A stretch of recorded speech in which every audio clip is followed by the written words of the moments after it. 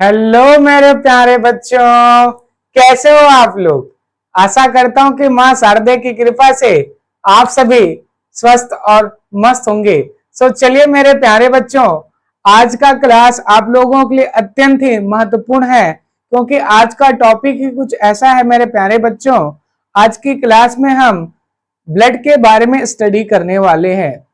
आशा करता हूं कि आप लोग अच्छे से इस वीडियो लेक्चर को देखोगे और सीखोगे, क्योंकि ब्लड के बारे में सबको जानना चाहिए। प्लीज मेरे प्यारे बच्चों, आप लोग इस पूरी वीडियो को देखिएगा। इसके बाद आप लोगों में ये जो वीडियो बना हुआ है या बनने जा रहा है, वो से केवल और केवल एग्जाम पर्पस के लिए ही इंपॉर्टेंट नहीं है, बल्कि आपको अपने बारे में भी तो जानना चाहिए। इसके दृष्टिकोण से भी बहुत ही ज्यादा इंपॉर्टेंट होने वाला है। प्लीज मेरे प्यारे बच्चों, इस वीडियो को पूरी तरह से अच्छे से देखिएगा, क्योंकि ये बोर्ड में तो आते हैं यहाँ से क्वेश्चन, प्लस आपको जानना भी चाहिए कि एक्चुअल में ब्लड होता क्या है। ओके बच्चों, चलिए, अगर आप इस चैनल पर नए होंगे तो प्लीज चैनल को लाइक एंड सब्सक्राइब कर दीजिएगा, ताकि जब भी नया वीडियो अपलोड करता हूं तो आप तक पहुंच सके। चलिए डिस्कस करते हैं ब्लड को। देखिएगा बच्चों, जो ब्लड होता है एक्चुअल में क्या होता है ये बेटा, ये एक फ्लूइड होता है। ब्लड को हिंदी में रक्त के नाम से जाना जाता है। इसको रुधिर भी कहते हैं। क्या बोलते हैं बच्चों? रुधिर के नाम से भी जानते हैं। इसको आप लोग खून भी बोलते हो, और आप इसको लहू के नाम से भी जानते हो। तो इसके बहुत सारे नाम हैं मेरे प्यारे बच्चों। प्लीज अच्छे से क्या करेंगे, रीड आउट करेंगे। किसी भी नाम के साथ में पूछ लिया जाता है, स्पेशली हिंदी मीडियम के बच्चों के लिए रक्त और रुधिर को जानना जरूरी है कि इसका मतलब भी ब्लड ही होता है। चलिए डिस्कस करते हैं। बेटा, ब्लड क्या होते हैं? ये हमारी बॉडी पर प्रेजेंट होते हैं, और ये क्या होता है, हमारी सर्कुलेटरी सिस्टम का सबसे बड़ा यूनिट होता है, मेन यूनिट होता है। इसी के थ्रू क्या होते हैं, जितने भी चीजें का ट्रांसपोर्ट होता है बॉडी पर, वो क्या होते हैं बेटा, ब्लड के थ्रू ही क्या होते हैं, ट्रांसपोर्ट हो पाता है। इसलिए क्या है, हमारी सर्कुलेटरी सिस्टम का मेन हिस्सा है क्या, ब्लड। इतनी बात क्लियर है कि नहीं बच्चों? ब्लड क्या होते हैं बच्चों, ये सेल का बना होता है, इसलिए इसको कनेक्टिव टिश्यू के नाम से जाना जाता है। एक्चुअली में ब्लड क्या बेटा, कनेक्टिव टिश्यू का ही पार्ट है। ओके, लेकिन नेचर में कैसा होता है, लिक्विड नेचर का होता है, फ्लूइड कनेक्टिव टिश्यू कहते हैं। क्या बोलते हैं इसको? फ्लूइड कनेक्टिव टिश्यू कहते हैं। और इसका जो क्या बेटा नेचर होता है, वो बेसिक नेचर का होता है, एल्कलाइन नेचर का होता है। ओके, टेस्ट की बात करें तो इसका नेचर कैसा होता है, टेस्ट में थोड़ा सा एल्कलाइन नेचर का होता है, बेसिक नेचर का होता है। पीएच वैल्यू की बात करूं बच्चों, तो ब्लड का जो पीएच वैल्यू होता है वो 7.3 से 7.5 के बीच में होता है। किसी किसी बुक में लिखा होता है 6.8 टू 7.8 भी लिखा होगा, तो ये भी कोई गलत बात नहीं है बच्चों, ये भी सही है। एक्चुअल में क्या था, 6.8 टू 7.8 ही क्या होता है, ब्लड का पीएच वैल्यू वेरी करता है। इतनी बात समझ में आ गई होगी, तो आगे चलें। देखिएगा, ब्लड का जो क्या होता है, लीटर में बात करूं तो किसी ह्यूमन के अंदर, ठीक है, ब्लड का जो अमाउंट होता है बच्चों, वो 5 से 7 लीटर होनी चाहिए। कितनी होनी चाहिए बच्चों? 5 से 7 लीटर ब्लड अगर है किसी ह्यूमंस के पास, तो वो क्या है, एक नॉर्मल ब्लड की अमाउंट कितने सफिशिएंट है। इतनी बात समझ में आनी, उतनी तो होनी ही चाहिए। इतनी बात क्लियर है कि नहीं मेरे प्यारे बच्चों? ब्लड एक्चुअल में क्या होता है, कोलाइडल सॉल्यूशन होते हैं बेटा। क्या होते हैं ये? कोलाइडल सॉल्यूशन होते हैं। इतनी बात आपको पता होनी चाहिए कि ब्लड किसका एग्जांपल है, कोलाइडल सॉल्यूशन का।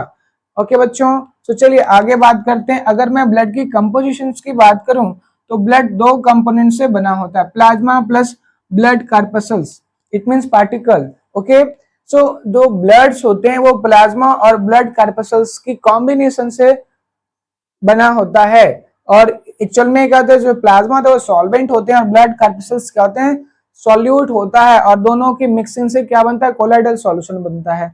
इतनी बात क्लियर है कि नहीं मेरे प्यारे बच्चों? होनी चाहिए।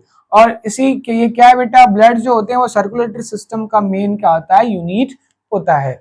इतनी बात आपको क्लियर होनी चाहिए। ओके बच्चों, तो चलिए बात करते हैं अब कंपोनेंट्स के बारे में, कि ब्लड का जो मेन कंपोनेंट्स होता है उसमें क्या क्या चीजें होते हैं। याद रखिएगा, ब्लड किससे बना होता है बेटा, प्लाज्मा प्लस पार्टिकल से बना होता है। इतनी बात आपको क्लियर होनी चाहिए। और उसमें से भी 60% पार्ट किसका होता है बेटा? प्लाज्मा का होता है, लिक्विड होता है प्लाज्मा। ओके, और सॉलिड फॉर्म पर कौन प्रेजेंट हो? जो 40% अमाउंट होता है वो पार्टिकल्स का होता है, कार्पस्कल्स का होता है। इतनी बात समझ में आया कि नहीं आया? 60% में कौन डिजोल्व है? 40% डिजोल्व होता है। ओके बच्चों, तो चलिए आगे डिस्कस करते हैं। प्लाज्मा, प्लाज्मा क्या होते हैं? लिक्विड्स होते हैं बच्चों, और ये दो कंपोनेंट से मिलकर बना होता है। प्लाज्मा कितना परसेंट पार्ट, टोटल ब्लड्स का कितना परसेंट पार्ट कवर करता है? 60%। और ये दो कंपोनेंट्स का बना होता है। इसमें 90% वाटर होते हैं और 10% क्या होते हैं बेटा? सॉलिड कंपोनेंट्स प्रेजेंस होते हैं। फिर से बता दे रहा हूं, ब्लड का 60% क्या होता है? प्लाज्मा होता है, ठीक है। और प्लाज्मा का क्या होता है? 90% पार्ट में क्या होता है? वाटर प्रेजेंस होता है, ठीक है। 10% पार्ट में क्या होता है बच्चों? सॉलिड कंपोनेंट्स होते हैं इसमें, ओके। और ये जो सॉलिड कंपोनेंट्स होते हैं 2 पार्ट्स में डिवाइडेड है बच्चों। इनऑर्गेनिक कंपोनेंट्स, जिसमें आपका sulphur, phosphorus, chlorine, calcium, magnesium, potassium, iodine presents होते हैं। इसके अमाउंट कम होता है, लेकिन ये क्या एसेंशियल होते हैं मेरे प्यारे बच्चों, ठीक है। इसकी अमाउंट होना बहुत ही ज्यादा क्या है? बेसिक नीड है। अगर इसकी कमी हो गया तो आपको डिसीज हो सकता है, आपके फंक्शंस क्या हो सकते हैं? डिस्टर्ब हो सकते हैं। इतनी बात क्लियर है कि नहीं है? होनी चाहिए, ओके। नाउ इसके बाद क्या होते हैं? ऑर्गेनिक क्या होते हैं बेटा? सॉलिड्स भी प्रेजेंस होते हैं, जैसे कि इसमें प्लाज्मा प्रोटीन्स होते हैं, सीरम प्रोटीन्स होते हैं, okay. So plasma protein and serum proteins का बहुत बड़ा रोल है आपके डिफेंस मैकेनिज्म में। इतनी बात समझ में आ गई बच्चों? सो ये प्रोटीन का क्या होता है? प्रेजेंट होना अत्यंत ही आवश्यक है, ओके। सो चलिए बात करते हैं। ये बात हो गई बेटा प्लाज्मा के बारे में। अब बात करते हैं, ठीक है, प्लाज्मा के फंक्शंस के बारे में। क्या क्या फंक्शन परफॉर्म करता है प्लाज्मा? तो बेटा ये क्या करता है? बॉडी की जो टेम्परेचर है, बॉडी टेम्परेचर, उसको कंट्रोल करने का काम किसका होता है? प्लाज्मा का होता है। इतनी बात समझ में आया? दूसरा क्या बेटा? कंट्रोल एंड कोऑर्डिनेशन, ठीक है। वाटर की बैलेंस, ये सारी चीजें कौन करता है? ठीक है, प्लाज्मा का काम होता है। वाटर को बैलेंस करना, कंट्रोल एंड कोऑर्डिनेशन देना, सारी चीजों में क्या होता है? आपका प्लाज्मा क्या करता है? रोल प्ले करता है। उसके बाद बात करते हैं बच्चों, ब्लड का जो सेकेंड कंपोनेंट्स होता है उसको क्या कहते हैं बच्चों? ब्लड कार्पसल्स या फिर पार्टिकल्स के नाम से जाना जाता है। और इसी को ही क्या बोला जाता है बच्चों? ग्रेन्यूल्स भी कहते हैं। ओके बच्चों, तो चलिए देखते हैं कितने सारे टाइप्स के क्या होते हैं बेटा, ठीक है, ब्लड कार्पसल्स प्रेजेंस होते हैं। ओके, सो आप मेन होता है बेटा 3 टाइप्स के होते हैं। कितने टाइप्स के होते हैं बच्चों? 3 टाइप्स का। पहला है आपका आरबीसी, ओके, और दूसरा क्या बेटा? आपका डब्ल्यूबीसी, और तीसरा क्या होता है? आपका प्लेटलेट्स होते हैं। क्या होते हैं बेटा? प्लेटलेट्स होते हैं। इतनी बात आपको क्लियर होनी चाहिए। क्या होते हैं बच्चे? प्लेटलेट्स होते हैं। इसको थ्रोम्बोसाइट्स भी कहते हैं। इतनी बात क्लियर है कि नहीं बच्चों? होनी चाहिए। तो देखिएगा, सबसे पहले आरबीसी सेल, ओके।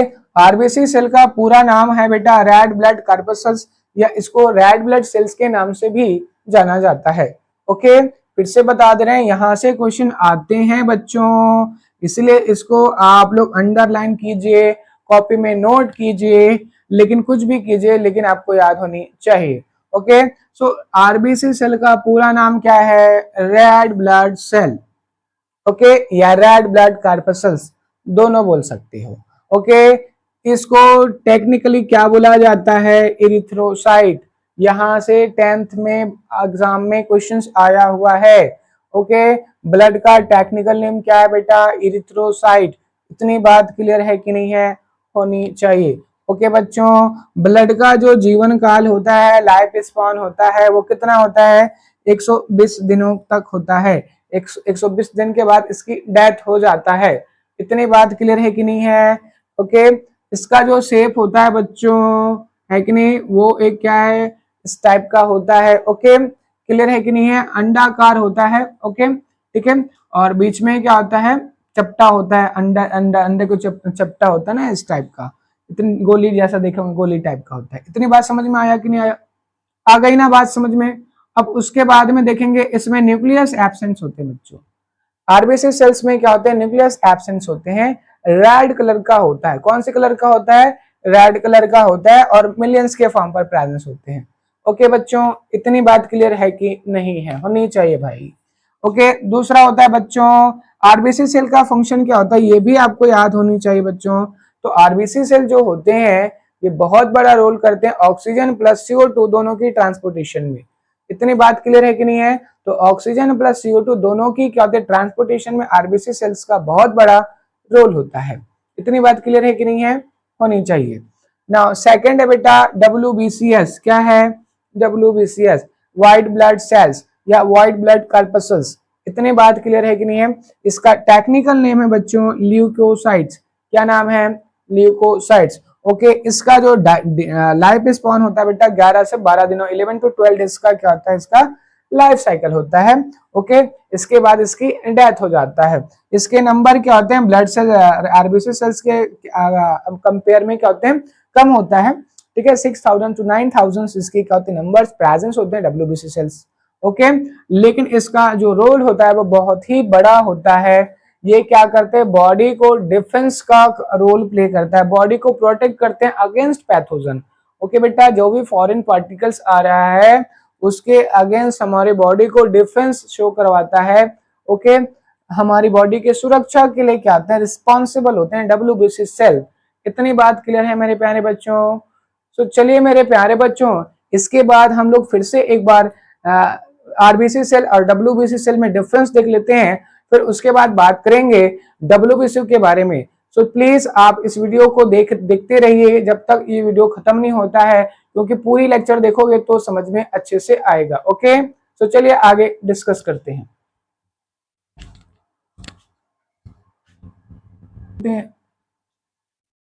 देखिए, RBC cell and WBC cell में कुछ बेसिक डिफरेंस देख लीजिएगा, एग्जाम में आएंगे तो आप लोग लिख सकते हैं अच्छे से।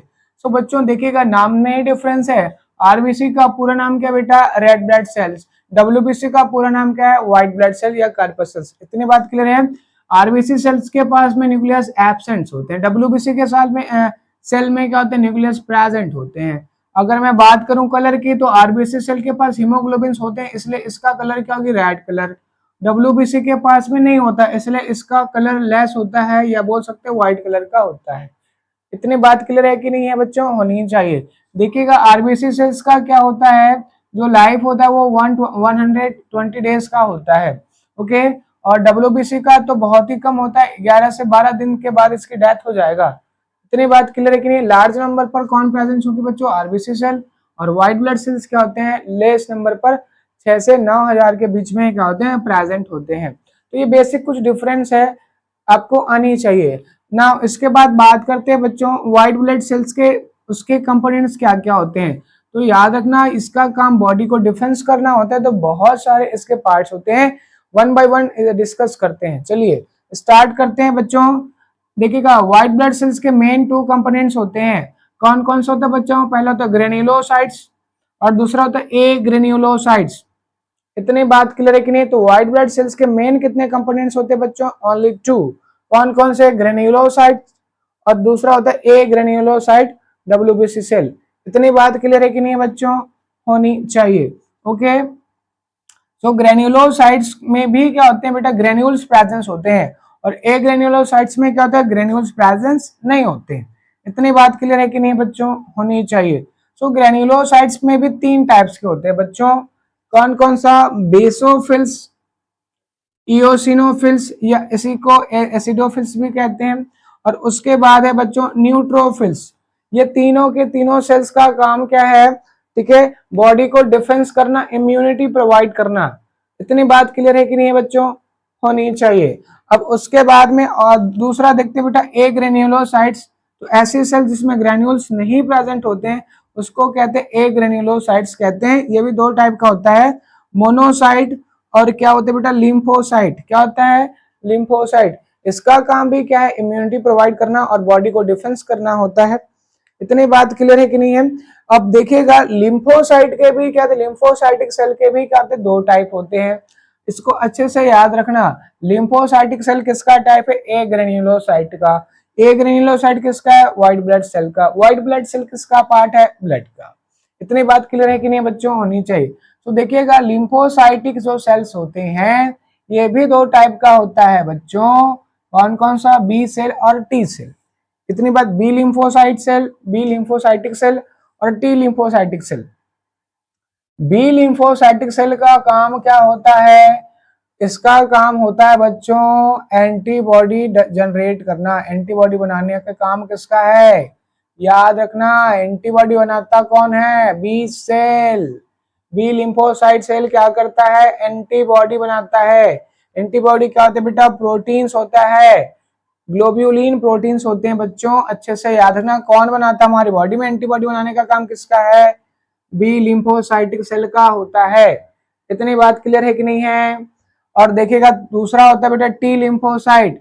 ओके, सो टी लिम्फोसाइट का काम का तो इसका मेन रोल होता है बेटा इम्यूनिटी प्रोवाइड करने में, फाइट करने में।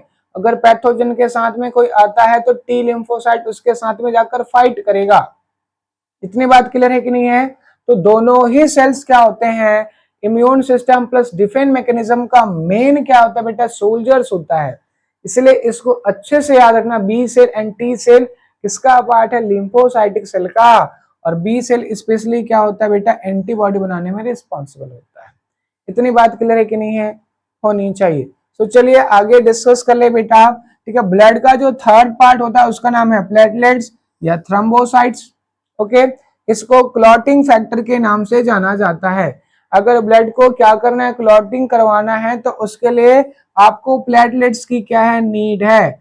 और अगर प्लेटलेट्स की अमाउंट कम हो जाता है तो आपको डिसीज हो सकता है बच्चों। इतनी बात क्लियर है। तो प्लेटलेट्स की भी नंबर्स कैसे होनी चाहिए, नॉर्मल होनी चाहिए। ओके, अगर इसकी कमी हो जाता है तो आपका ब्लड क्लॉट नहीं होगा। इतनी बात क्लियर है कि नहीं है। तो देखिएगा ब्लड की क्लॉटिंग के रिस्पॉन्सिबल होते हैं कौन, थ्रोम्बोसाइट्स, इसी का नाम प्लेटलेट्स भी है। ओके, ये कैसे होता है बेटा, जैसे कोई बॉडी में कोई पार्ट्स इंजर्ड हो गए तो वहां से क्या होगी, सबसे पहले ब्लड रिलीज होगा। क्या होगा, ब्लड रिलीज होगा। अब जहां से ब्लड रिलीज होगा वहां पर हमारी प्लेटलेट्स क्या करते हैं, एक्टिव हो जाएंगे और वहां पर क्या करेंगे, रिलीज करेंगे क्लॉटिंग फैक्टर्स या क्लॉटिंग प्रोटीन क्या करते हैं, रिलीज करते हैं। जैसे कि फाइब्रिन हो गया, थ्रोम्बिन हो गया, प्रोथ्रोम्बिन हो गया, ये सारे के सारे कहते हैं क्लॉटिंग फैक्टर्स या क्लॉटिंग प्रोटीन्स होते हैं जो प्लेटलेट्स के पास, थ्रोम्बोसाइट्स के पास ब्लड में प्रेजेंट होता है। ओके, ये सारे के सारे उस पार्ट पर क्या होगा, रिलीज होगा और वहां पर ब्लड को क्लॉट कर देगा। इतनी बात क्लियर है कि नहीं है बच्चों, होनी चाहिए। सो इस तरह से ब्लड के मेन कितने टाइप के ग्रैन्यूल्स प्रेजेंस होते हैं बच्चों, 3 टाइप्स का। ओके मेरे प्यारे बच्चों, कौन कौन सा, आरबीसी सेल्स, डब्ल्यूबीसी सेल्स और प्लेटलेट्स। इतनी बात क्लियर है बच्चों। सो आशा करता हूं बच्चों आपको ये जितने भी बातें आपको ब्लड से रिलेटेड चीजें बताया आज की क्लास में समझ में आया होगा। और अगर आपको कोई प्रॉब्लम्स है, किसी टॉपिक पर डाउट है, तो प्लीज आप मेरे को कमेंट पास करिए, मैं उस पर फिर से एक नया वीडियो बनाऊंगा। सो टिल देन बच्चों, अगर आपको ये लेक्चर अच्छा लगा होगा तो प्लीज लाइक कीजिए, शेयर कीजिए और सब्सक्राइब कीजिए, ताकि आप लोगों की हेल्प से ज्यादा लोगों देख सकें इस वीडियो को। Thank you.